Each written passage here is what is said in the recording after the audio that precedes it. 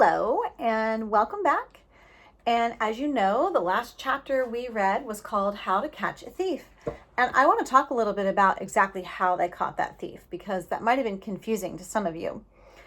So Praiseworthy said he got an idea. Actually, he said that Jack got the idea when Jack was washing his hands off after working at the coal bunkers. And first of all, you need to understand that the energy, the engine that is moving the steam wheels in this boat is caused by people feeding fuel into a fire.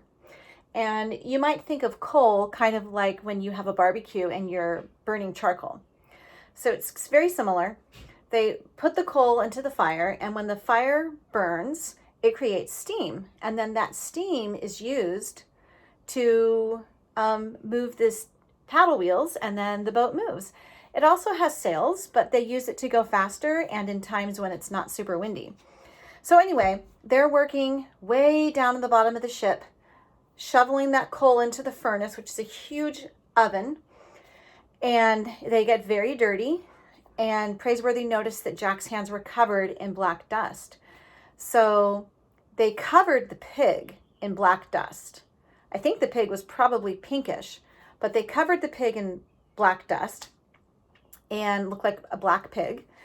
And they made up something that if you touched the pig and you were the thief, that the pig was smart enough to squeal. So they turned off the lights, and they knew that the thief would be worried that that was true. So when the lights were off, the person who was the thief would come by and pretend to touch the pig so as not to make the pig squeal. So afterward, when they turned on the lights, they just said, everyone look at your hands.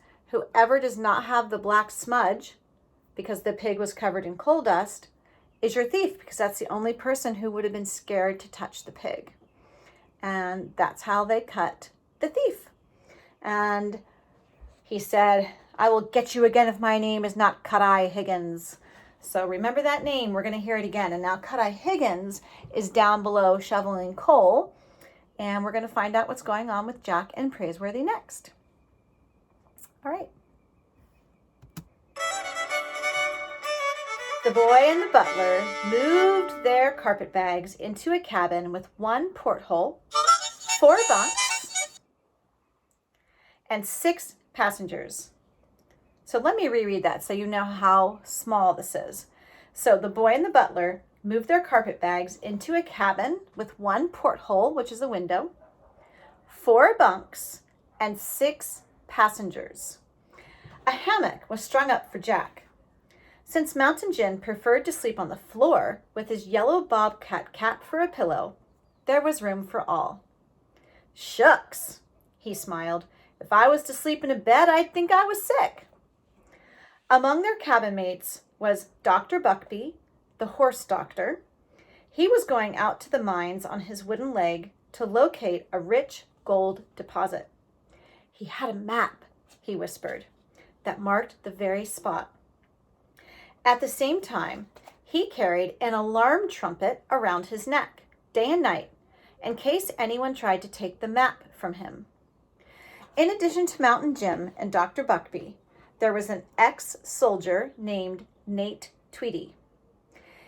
He still wore his forage cap and hickory shirt and kept his rifle and bayonet propped in a corner of the cabin. Finally, there was Mr. Azariah Jones, a jolly Yankee trader who was as big as the cabin was small. As Jack was soon to discover, Mr. Azariah Jones could squeeze through the cabin door only by holding his breath. That tells you how small the cabin is and how big Mr. Azariah Jones is. As soon as Jack was discover, as Jack was soon to discover, oops, we read that, sorry. He said he weighed 300 pounds, barefoot and bald-headed. It amused Praiseworthy that the Yankee trader had unwittingly provided Jack and himself with their accommodations in the hold. The 18 barrels of potatoes belonged to Mr. Azariah Jones, who planned to sell them in San Francisco. When all of these passengers were in the cabin at one time, it seemed to Jack that the walls would burst. At night, the chorus of snoring and snorting was a sea-going grand opera. Jack learned to fall asleep with his fingers in his ears. When a good wind was blowing, the Lady Wilma spread her sails and saved fuel. Day by day, the sun grew more fiery. Soon, there was hardly a breath of air left on shipboard. The canvas hung limp and dispirited from the yardarms. Tar oozed from between the plank decking and dripped from the rigging. But with her machinery clanking, the ship went thrashing on, digging her stout bows into the equator. Wherever Jack went, Good Luck the pig came running at his heels. When Jack stretched out under the stern boat to add a few words to his letter, the porker found him and nuzzled into the shade beside him. Jack refused to scratch his back. "I told you yesterday," he said. He must be stern. "You'd better stop following me. We've got to stop being friends, you and me, sir.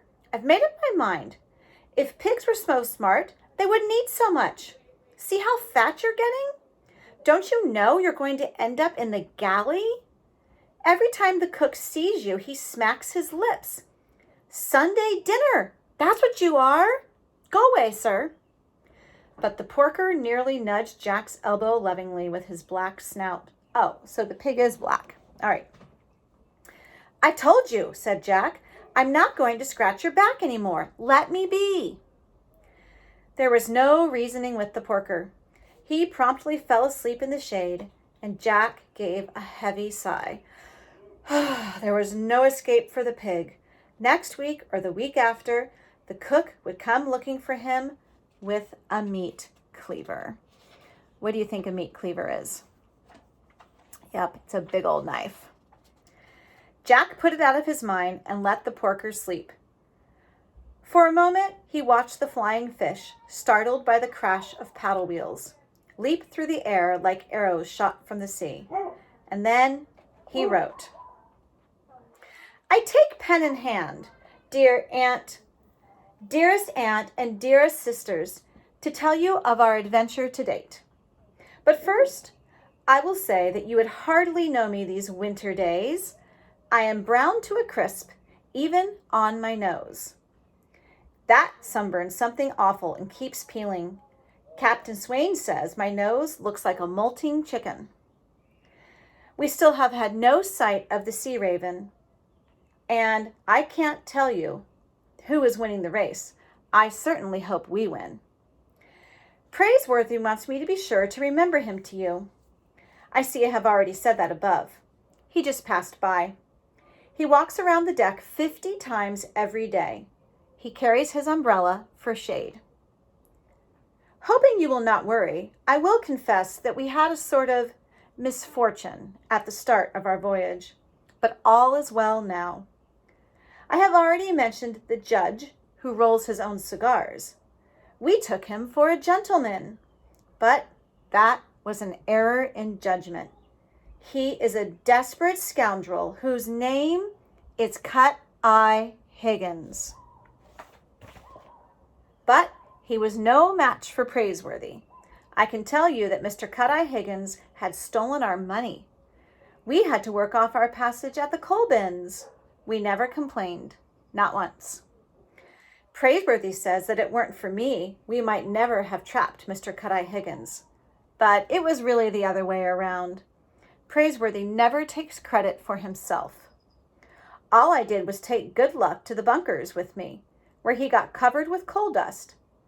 That put the idea in Praiseworthy's head. Someday, when we are back in Boston with our pockets full of gold nuggets, I'll tell you more and make you laugh. But you will be glad to know that Mr. Cut-Eye Higgins spends his days at the fire below decks, while we have our rightful cabin.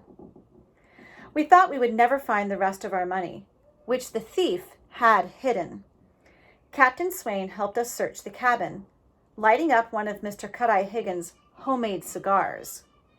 We looked everywhere and wouldn't have found the money at all if Captain Swain hadn't begun to choke on the cigar. There, rolled up inside, were our Boston banknotes. And if you don't know, long ago, paper money was called banknotes. So it's their money.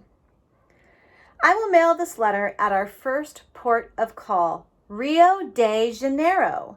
Imagine that. Your devoted runaways are seeing the world. So let me finish this sentence here. I must stop now, as I just heard someone call, "Ship ahoy!"